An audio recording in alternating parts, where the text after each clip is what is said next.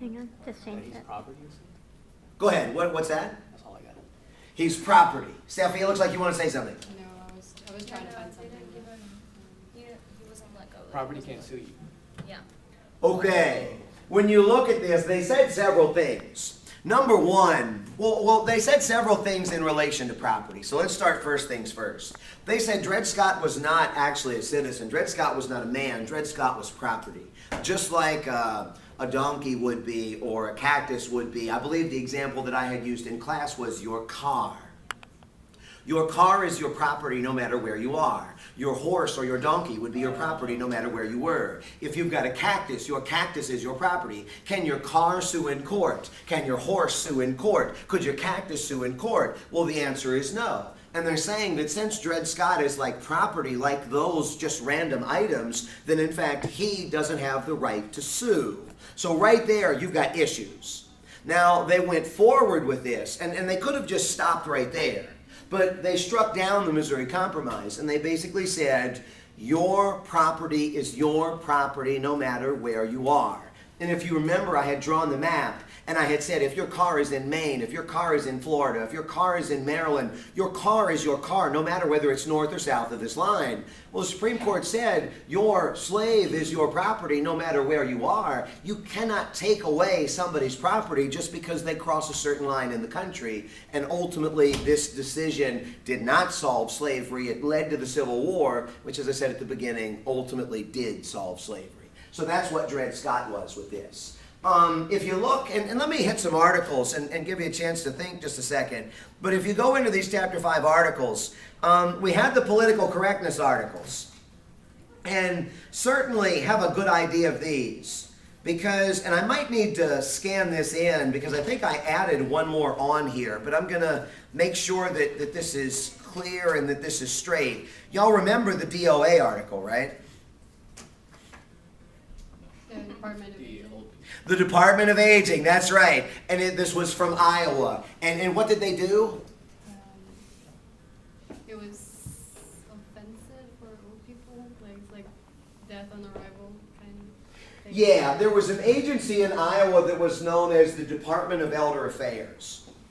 And they wanted to not be offensive to the older people, so they changed it to the Department on Aging because they thought elder was one of those words that might offend people. Well, when they changed it to the Department of Aging, DOA in hospital terms is dead on arrival. And these older folks, as they went to this to get, legitimate service that they were supposed to get, they felt a little bit offended by this. Remember, it's not what we think or what the majority thinks, but it's what the individuals think. Do you remember the M word?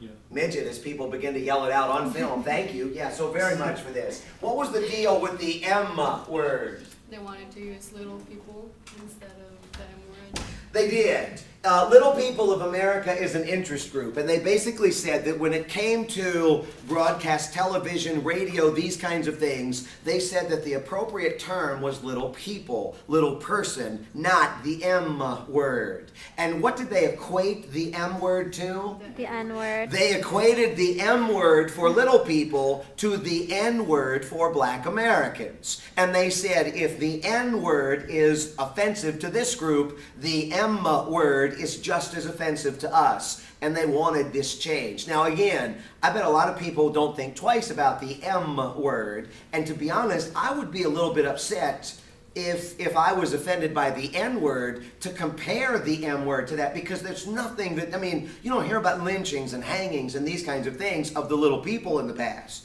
But the point is that that's something that they had mentioned. Do you remember the Christian? Oh, where was that M word? Which This was Little People of America. Oh, So what happened? There's no. They're just at the point now where they're trying to get this changed. I got to be honest, when I watch TV, I haven't seen that word in a while.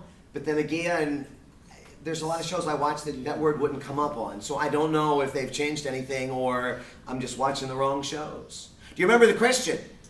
She wanted a Christian roommate. The woman in Michigan wanted a Christian roommate, and it was the Michigan Department of Civil Rights that actually investigated her. What did they suggest, the Michigan Department of Civil Rights? I don't know. Anybody? She needed training.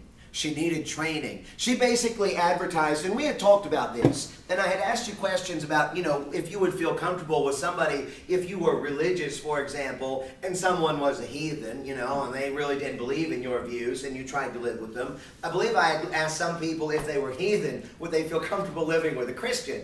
And when you think about it, nobody really seemed to disagree with the idea that you should be able to live with somebody of like mindset. But Michigan is saying, no, no, no, this is actually discriminatory. It is violation of the Fair Housing Act, and it says our interest really lies in getting her some training. And I think I had mentioned to you the lesbian couple that I had rented from here as well, to give you an idea of how they kind of dealt with that issue. They dealt with that issue without violating any kinds of fair housing things. Do you remember the New York City test article? What were the words that they banned in that New York City test article? Dancing. Birthdays. Halloween. Junk food. Dinosaurs. Junk food. And basically, think about this. New York's new sensitivity guidelines for standardized tests ban 50 undesirable words that might evoke unpleasant emotions in students. And there they are, dancing, dinosaurs, birthdays. It mentions Halloween, it mentions junk food, and several of the others. I had mentioned to you in a smaller example, the young conservatives of Texas that played the catch an illegal immigrant game. If you remember, this was November of 2013, where the guy ran around and they were chasing people that had signs that said illegal immigrant on them, and they were multicolored and things like this. All hell broke loose about that. The big one, though, that we talked about was in Delaware. Do you remember the Delaware Department of Transportation racial sensitivity pamphlet? And I can't believe I'm going to film this, but we are going to film it, so let's go ahead. Do you remember the Delaware one? What Yeah. not to say at work. What not to say at work. And again, this goes to the heart of that discrimination or sexual harassment thing. They basically made a list, if you remember, of things that you're not supposed to say at work. Things that you're not supposed to say at work because they might be taken the wrong way. Can you give me some examples of some of the things that the pamphlet didn't want people saying? Brian, go ahead. You're allowed to ask Hispanics about landscaping? You're not supposed to ask an Hispanic coworker if they can help you with your landscaping. Go ahead. You're not supposed to ask a black coworker if they want to eat fried chicken and watermelon. Fried chicken or watermelon. And in just about every class that I've done, somebody will raise his hand, and it is usually a guy. I like fried chicken, damn it. I'm not ever going to get angry if somebody offers me chicken. But then again, it does seem to deal with a stereotype. Brian, I think I saw your hand. Did you have more? If you remember, it had some of the issues dealing with gay. And have you thought about getting help for that? Have you told your parents? What did they say? That's what the pamphlet said, if you remember. In dealing with the Asians, it said you must be the new IT person. You're not supposed to ask that. Do you know where the local Chinese restaurant is? And I think I had told you that there was a Seinfeld clip. Did I ever show you? Showed us. I did get the Seinfeld clip that was dealing with Native Americans, and there's 3 or 4 things that are in there. I give this to you, and part of this, there is some humor to it because it is a little bit absurd, but there is some reality to this too, and the key or the thing to remember is it's not how we view it, but it's how other people view this kind of a thing, and that's really the key. Go ahead, Evan. Is that legal or no? Oh, yeah, it is legal, but it's just being questioned very strongly. I think I had also given you the hiring tips on how to hire a woman in 1943 as the women went to the factories. Hire a husky woman, it said in there. It's like give them time to go make up their face.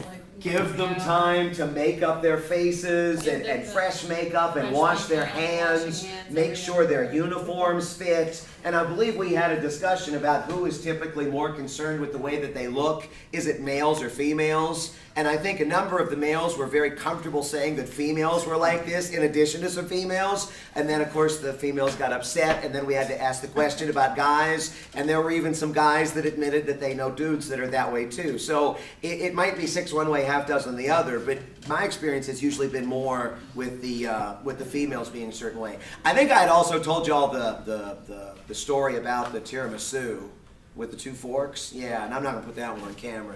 But anyway, as you look at these, there are a lot of different examples. The NBA dress code, if you remember, was another one. And if you remember, what kinds of things did the NBA ban?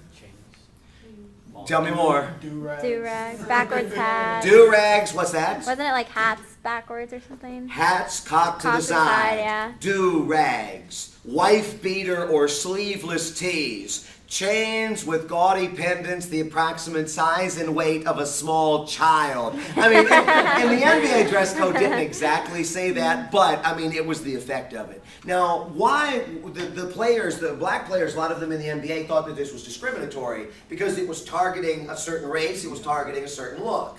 What could the NBA have done that would have removed any hint of racism?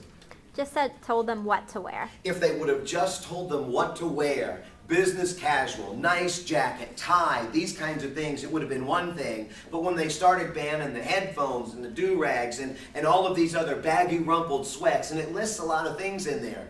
If you really want to write a good answer for a question like that, mention what some of these people said. You know, Paul Pierce said it was racist, this kind of a thing. What would happen if they didn't actually fulfill the dress code because they were going to get fined for it and actually be suspended. They would not be getting paid. There were a number of things. And if you remember, do you remember who it was that said they needed a clothing allowance? Marcus Camby said, if you're going to require me to dress a certain way, you need to give me a clothing allowance in order for me to buy the clothes. I only make $8 million a year. I mean, he didn't exactly say it that way, but that's probably some spin. Do you remember the fat article, the fat document? Yeah. Who was it? And what was her job? I have it somewhere. Surgeon General. Surgeon General. Regina Benjamin. What was the problem with Regina Benjamin? She's the government healthcare spokesperson. Yeah. She is the mouthpiece of the government for health And issues. she was obese.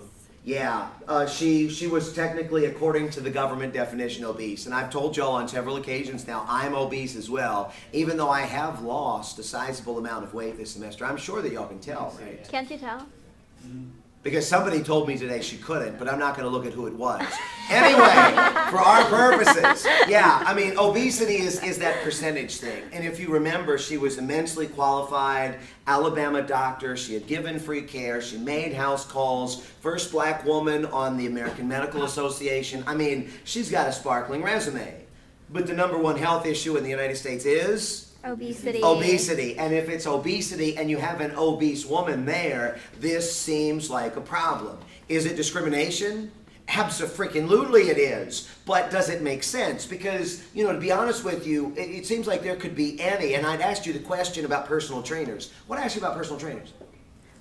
If you would want a fat personal trainer. Well, I don't think I mentioned it exactly in those words, but I asked you what kind of personal trainer you would feel comfortable with, and the overwhelming sense is that you would want a fit personal trainer in order for them to help you get fit, you know, this kind of a thing. It is discrimination. She did get the job. She hasn't been a very public person. She was very quietly replaced at the end of his first term.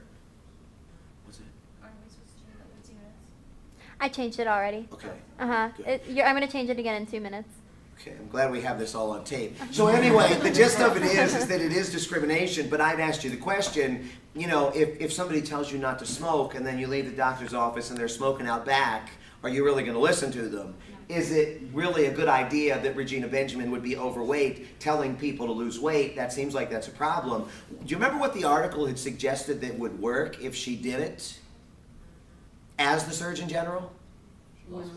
If she actually lost weight and then she tracked this for the American people so that in fact she was walking the walk of the things that she was saying, that never actually happened. And I think I had asked you a question if women are judged by their weight more than men would be, and I think there were a number of you that seemed to agree. Stop and frisk, take a good look at that. That was the New York City policy dealing with black and Hispanic males in particular being stopped and frisked, and it mentions in there that this is discriminatory. It mentions in there that maybe there are some reasons for this, and I'll leave you to decide whether or not you like this or no. But take a good look at that article because it mentions some statistics about guns and knives. It mentions some statistics in there about discrimination. It mentions a number of things, and I think I've even got a second article where first it was struck down and then they were going to continue it, but in fact they were going to monitor it a little bit more closely.